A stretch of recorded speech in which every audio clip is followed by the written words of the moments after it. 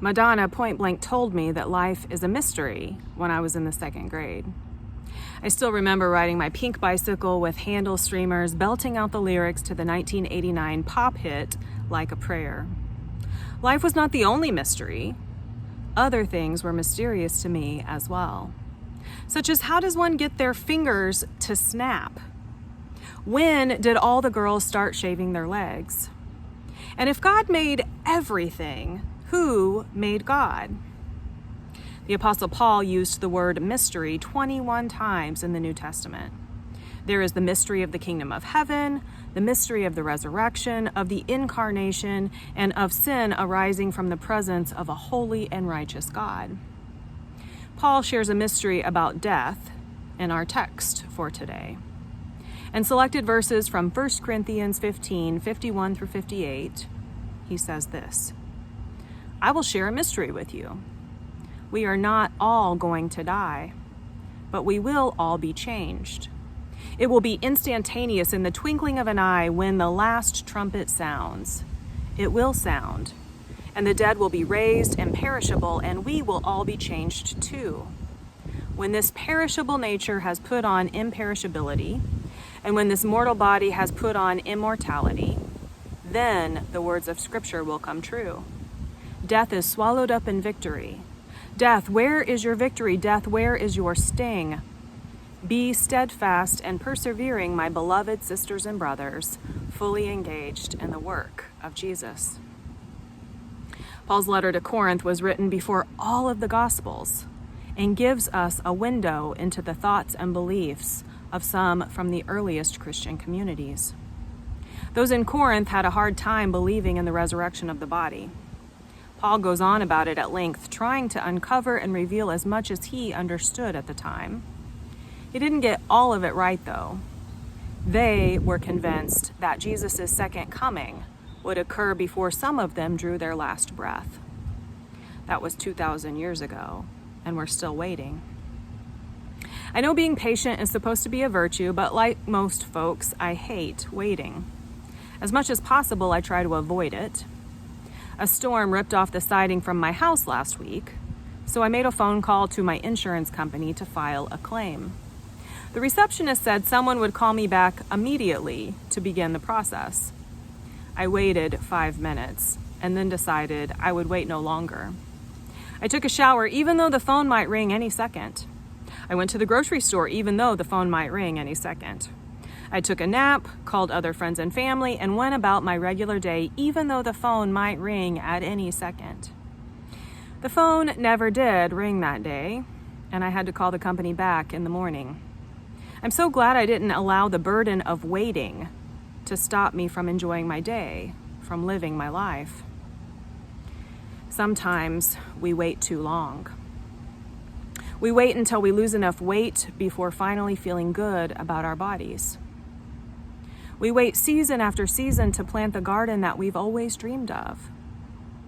We wait for the paperwork to be finalized before moving on emotionally.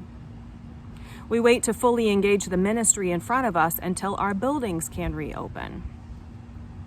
But the early Christians didn't stop living their lives of faith, even though they were waiting on the second coming of Jesus, which was supposed to happen at any second. Someday, that last trumpet will sound. Things will change in the twinkling of an eye. In fact, that's what it felt like on Wednesday, March 11th. In the twinkling of an eye, a Utah Jazz player tested positive for COVID-19, and immediately, all NBA games were canceled, and many churches started having conversations about postponing their Sunday services.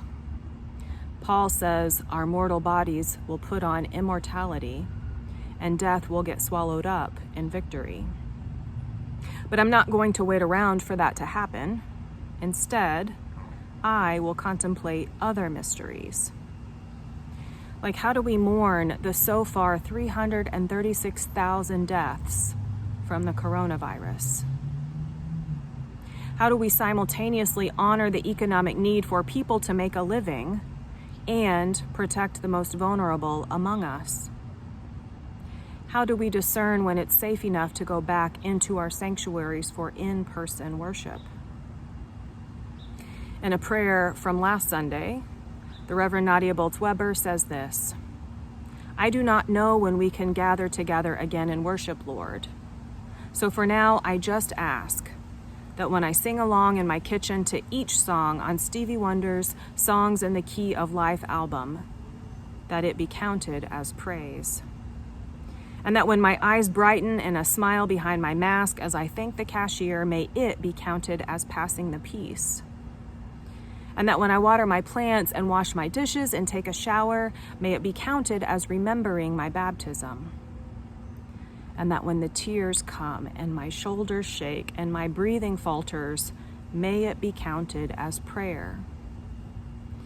And that as I sit at my table in my apartment and eat one more homemade meal, slowly, joyfully, with nothing else demanding my time or attention, may it be counted as communion." I have an idea about those hard to comprehend mysteries I mentioned. How do we mourn the dead? How do we protect the vulnerable? How do we discern when to go back into our sanctuaries? Barbara Brown Taylor says in her book, An Altar in the World, the hardest spiritual work in the world is to love the neighbor as the self.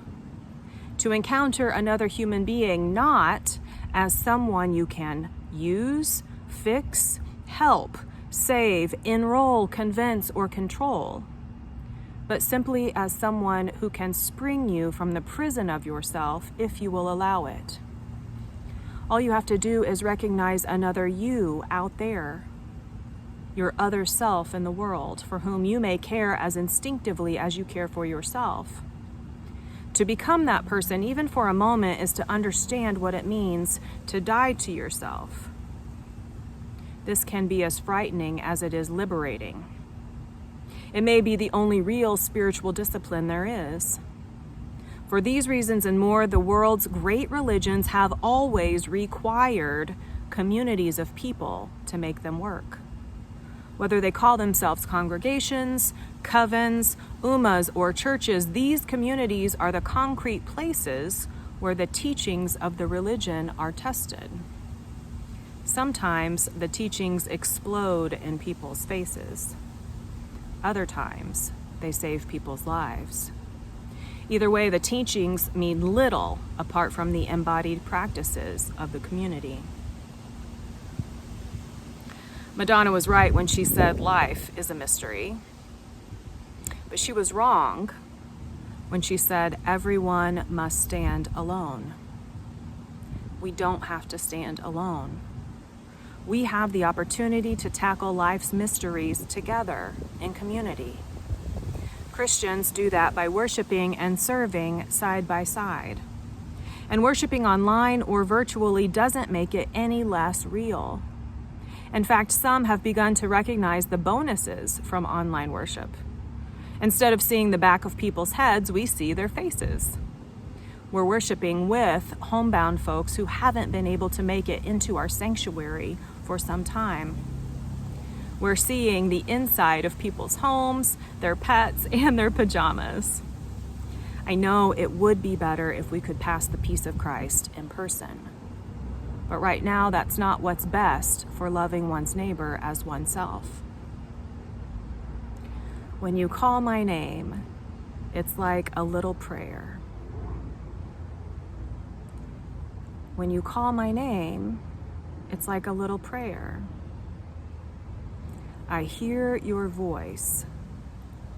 It's like an angel sighing. Please keep calling one another. Keep connecting in community. We don't have to stand alone, and your voice can be like that of an angel to someone who is lonely, stressed, anxious, or scared. The last verse from our scripture for today is this: "Be steadfast and persevering, my beloved sisters and brothers, fully engaged in the work of Jesus."